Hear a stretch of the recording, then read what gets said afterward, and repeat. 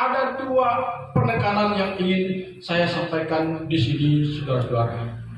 Ini adalah sebuah buatan yang telah disampaikan oleh Tuhan Yesus kepada murid-muridnya dan ditulis oleh Matius sebagai rasulnya untuk menjadi pedoman, peringatan, panduan, arahan buat kita pengikut Kristus yang sudah hidup di akhir zaman ini. Yesus mengatakan akan terjadi gejolak yang sangat tidak kita harapkan, seperti yang dibahasakan oleh Matius tadi. Akan terjadi peperangan, kerajaan melawan kerajaan, gempa bumi akan terjadi di berbagai tempat, lalu kelaparan dan lain sebagainya. Tetapi yang harus menjadi perhatian kita hari ini bukan masalah peperangan, bukan masalah gempa bumi, bukan masalah kelaparan, tetapi ada dua hal yang harus menjadi perhatian utama kita dari apa yang Yesus sampaikan kepada kita. Kenapa saya katakan demikian? Karena jelas Yesus mengatakan perang pasti terjadi dan sudah terjadi dan akan terus terjadi. Permusuhan antar bangsa-bangsa akan terus terjadi, tidak bisa dihindari. Kemudian kelaparan pasti akan terjadi, karena kalau negara sudah tidak aman, terjadi pertikaian, maka berdampak kepada ekonomi. Ditambah lagi dengan adanya bencana alam, gempa bumi. Kita tahu beberapa hari yang lalu, beberapa minggu yang lalu, di Sosok Kabupaten Sanggau, ya, kita mengalami semacam goncangan, yaitu gempa bumi dengan skala kecil 3,5 MTG, nggak salah saya, magnitudo katanya. Padahal menurut para ahli, Kalimantan ini bebas dari gempa, tetapi fakta kenyataan yang kita alami di Thailand dulu sudah 2 kali terjadi. Ya, entah salah saya tahun ini kah ya? Ya, awal tahun terjadi di mana? Di Riau, ya, titik gempanya di Riau. Kemarin minggu di mana? Ya, pokoknya di wilayah kita sudah. Nah, kalau ini terjadi, ya, gempa bumi terjadi, bencana alam, banjir dan sebagainya, maka dampaknya juga adalah ekonomi. Dan kalau sudah berdampak kepada ekonomi, maka akan terjadi kelangkaan pangan. Dan kalau sudah terjadi kelangkaan pangan, maka akan timbul musibah kelaparan. Saya pakai kata musibah. Ini menakutkan saudara-saudara. Tetapi bukan ini yang ditekankan oleh Yesus kepada kita. Ya, tapi dari ayat ini yang Yesus ingin kita perhatikan baik-baik adalah bahwa menjelang akhir zaman ini, semua yang saya sampaikan tadi pasti terjadi dan akan terus terjadi. Tetapi yang pertama, kepada kita sebagai warga kerajaan Allah, berarti kita sudah ada dalam kedaulatan pemerintahan Allah dalam diri kita. Dan kalau ini kita yakini, maka kita harus mewaspadai penyesatan yang begitu masif pada akhir zaman ini.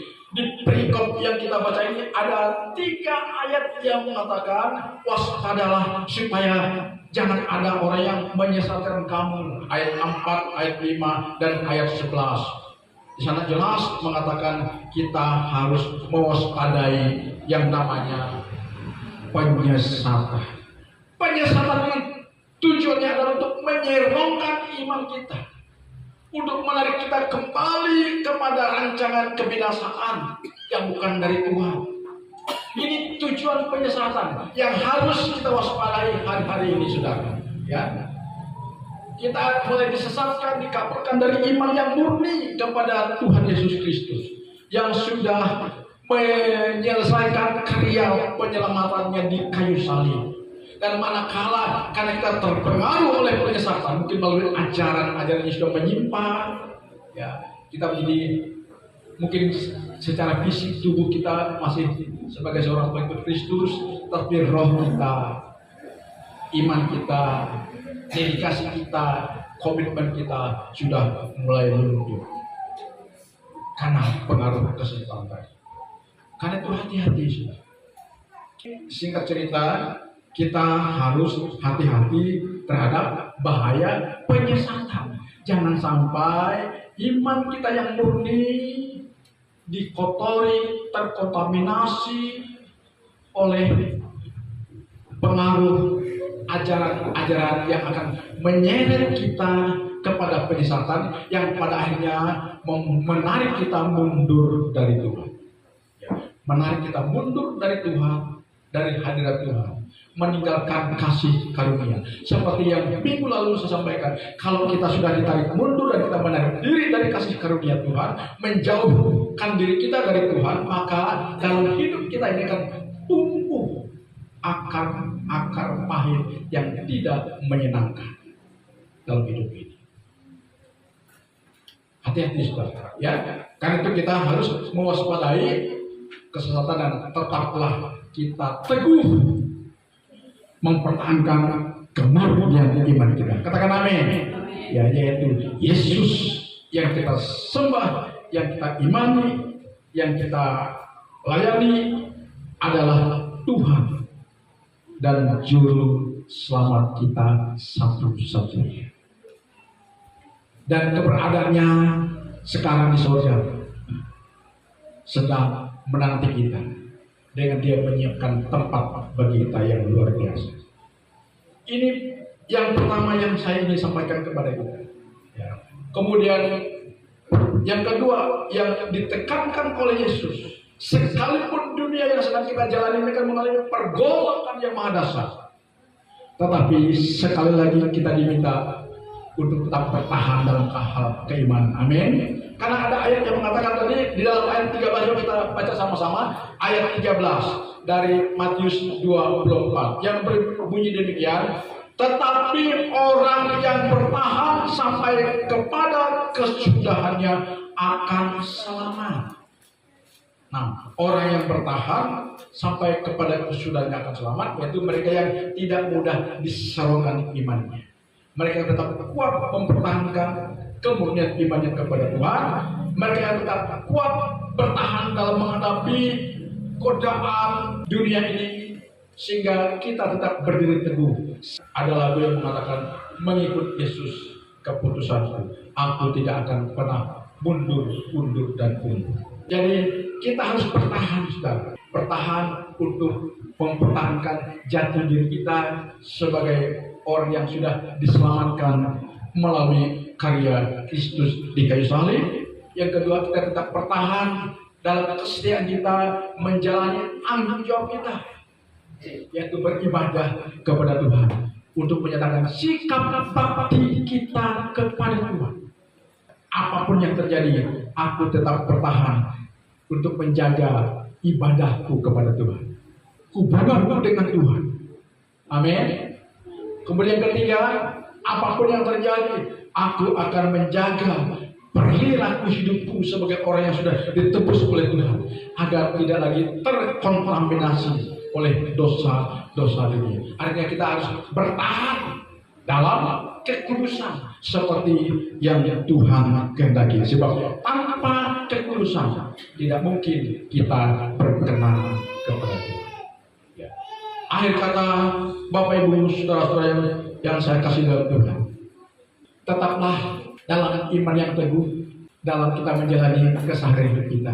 Meskipun tantangan, cobaan akan terus menghadang langkah kita, Tuhan yang kita sembah adalah Bapa pemelihara kita yang akan memampukan kita tetap eksis menjalani kehidupan kita meskipun dalam terpaan badai. Dan inilah bukti bahwa kita sudah memiliki ketahanan iman sebagaimana yang Tuhan kehendaki kepada kita, orang yang bertahan sampai kepada kesudahnya akan selamat. Ya, saya akhiri, marilah hari ini, di akhir zaman ini, kita menjadi pribadi yang memiliki ketahanan iman, yaitu tetap beriman kepada Tuhan Yesus tanpa mudah disesatkan. Yang kedua, kita memiliki ketahanan iman dengan memiliki semangat untuk terus membangun hubungan kita dengan Tuhan, yaitu ketahanan dalam kita menjaga hubungan kita dengan Tuhan, dengan kita beribadah, memuji, menyembah Tuhan. Dan yang ketiga, ketahanan untuk kita terus menjaga diri kita untuk tidak lagi terjerumus ke dalam dosa dunia. Dengan kita bertahan kuat, ya, tetap benar dalam pemandangan Tuhan, maka percayalah hidup yang kita jalani ini akan sangat menyenangkan, mengindahkan, menenangkan, membahagiakan, dan percayalah berkat pemeliharaan Tuhan pasti akan Tuhan nyatakan kepada kita. Gak usah ragu. Amin. Haleluya. Tuhan Yesus memberkati.